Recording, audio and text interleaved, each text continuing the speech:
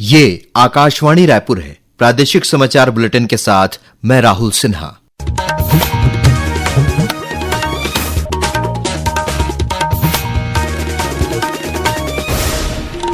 और अब पेश है आज के मुख्य समाचार। मुख्यमंत्री विष्णुदेव साय ने जापान प्रवास के दौरान विभिन्न औद्योगिक संस्थानों के साथ 3 समझौता ज्ञापन पर हस्ताक्षर किए।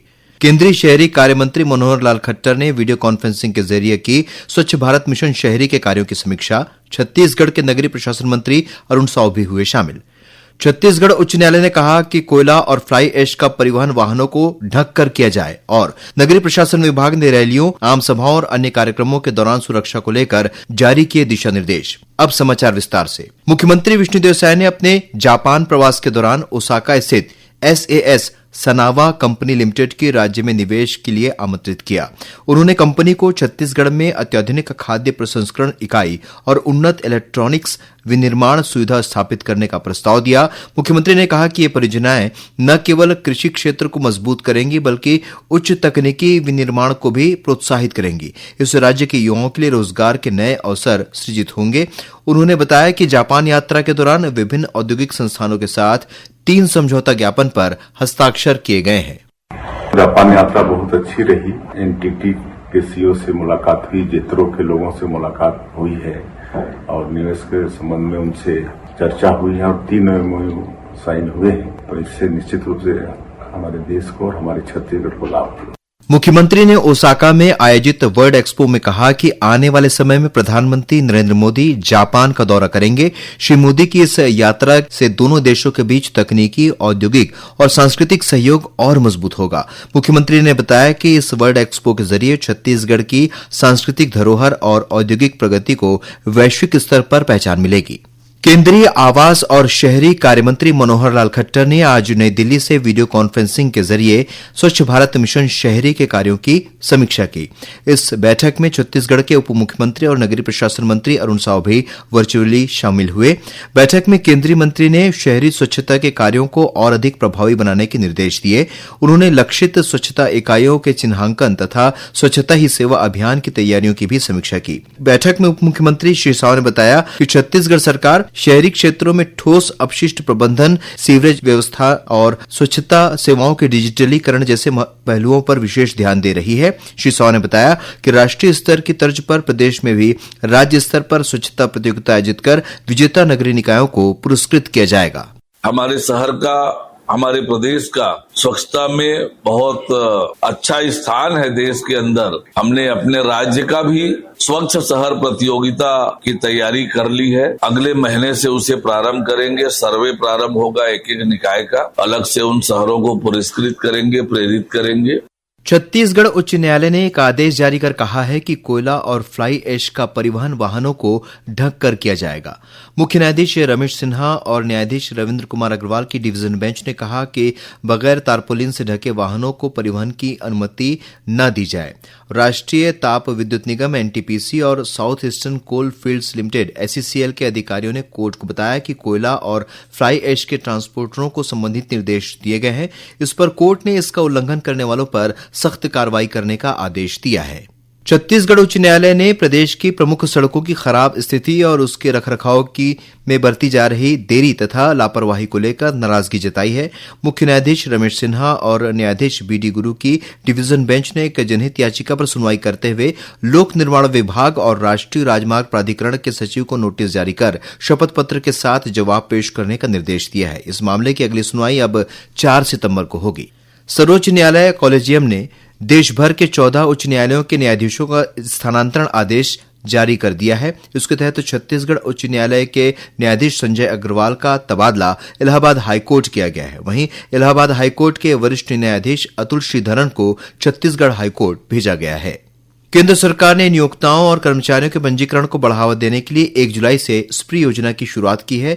यह विशेष पंजीकरण अभियान 31 दिसंबर तक चलेगा। इसके तहत नियोक्ताओं और श्रमिकों को कर्मचारी राज्य बीमा निगम ESIC योजना से जुड़ने का अवसर मिलेगा।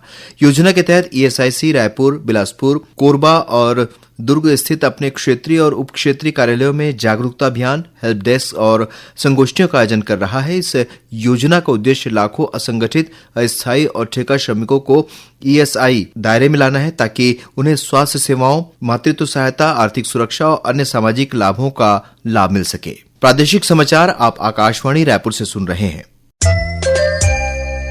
छत्तीसगढ़ की खबरों से है आपका वास्ता और खबरों की विश्वसनीयता से है हमारा वास्ता। आकाशवाणी समाचार रायपुर के प्रादेशिक समाचार बुलेटिन के साथ ही हमारे समसामयिक कार्यक्रम आप रेडियो के अलावा अपने मोबाइल पर भी सुन सकते हैं। आकाशवाणी समाचार फेसबुक, ट्विटर और यूट्यूब पर भी उपलब्ध है। हमारा Facebook page Chhattisgarh news on AIR, Twitter handle CGAIR news और हमारा यूट्यूब चैनल है छत्तीसगढ़ AIR न्यूज। तो अब रेडियो के साथ ही आपके मोबाइल के जरिए भी हम पहुंच रहे हैं आप तक। छत्तीसगढ़ की हर खबर के लिए सुनते रहिए आकाशवाणी समाचार। और अब आगे बढ़ते हैं बाकी के समाचारों की ओर। राज्यपाल रमेश डेका अपने खैरागढ़ प्रवास के दौरान चंदेली गांव पहुंचे। इस दौरान उन्होंने विभिन्न विभागों और महिला स्व सहायता समूह द्वारा लगाए गए स्टॉलों का अवलोकन किया। उन्होंने समूहों की महिलाओं द्वारा तैयार किए गए हस्तनिर्मित उत्पाद, खाद्य सामग्री, परिधान और ग्रामीण उद्यमिता के मॉडल की प्रशंसा की। इस अवसर पर राज्यपाल ने कहा कि स्व सहायता समूह ग्रामीण अर्थव्यवस्था की मजबूत कड़ी है और सरकार द्वारा इन समूहों को लगातार सहयोग प्रदान किया जा रहा है। उन्होंने केंद्र और राज्य प्रायोजित विभिन्न योजनाओं और हितग्राहियों से भी मुलाकात की। इस अवसर पर स्वच्छ भारत मिशन के तहत स्व सहायता समूहों को कचरा संग्रहण के लिए गार्बेज रिक्शा भी प्रदान किए गए। खैरागढ़ प्रवास के दौरान राज्यपाल ने सोनपुरी गांव पहुंचकर ग्रामीणों से बातचीत की। इस दौरान उन्होंने सोनपुरी को आदर्श गांव के रूप में विकसित करने के लिए सभी विभागों को समन्वित प्रयास करने के निर्देश दिए। राज्यपाल ने विद्यार्थियों को कौशल विकास प्रशिक्षण के लिए 5-5 हजार रुपए की सहयोग राशि देने की घोषणा की। प्रदेश के नगरीय प्रशासन विभाग ने रैलियों, आम सभाओं और अन्य कार्यक्रमों के दौरान सुरक्षा, सड़कों पर निर्बाध आवाजाही सुनिश्चित करने और किसी भी अप्रिय घटना से बचने के लिए दिशा निर्देश जारी किए हैं। नगरीय प्रशासन विभाग के निदेशक रोमेजियस एक्का ने बताया कि नगरीय निकायों में सड़कों, फुटपाथ या सार्वजनिक स्थानों पर पंडालों, अस्थायी संरचनाओं, धरना, आम सभा और रैली में एक समय में 5000 वर्ग फीट में अधिकतम 500 और उससे अधिक क्षेत्र में 500 से अधिक लोगों के ठहरने के लिए अनुमति प्राप्त करना अनिवार्य होगा। उन्होंने बताया कि बिना अनुमति के रैलियां, आम सभाएं और अन्य कार्यक्रम आयोजित नहीं किए जा सकेंगे। सड़कों में बाधा का प्रतिषेध करने के प्रावधान हैं। उसी के संबंध में 2 भागों में निर्देश जारी किया है। पहला है छोटे आयोजन जो होते हैं 500 व्यक्तियों तक के लिए और 500 से अधिक व्यक्तियों के जो जमाव होता है के लिए निर्देश हम लोगों ने जारी किया है। श्री एक्का ने बताया कि आयोजकों को मानचित्र का लेआउट, आयोजन स्थल का विवरण, तिथि और अन्य आवश्यक विवरण प्रस्तुत करना होगा। शराब घोटाले में जेल में बंद पूर्व मुख्यमंत्री भूपेश बघेल के बेटे चैतन्य बघेल ने एंटी करप्शन ब्यूरो द्वारा दर्ज FIR पर चल रही जांच को रद्द करने की मांग वाली अपनी याचिका वापस ले ली है।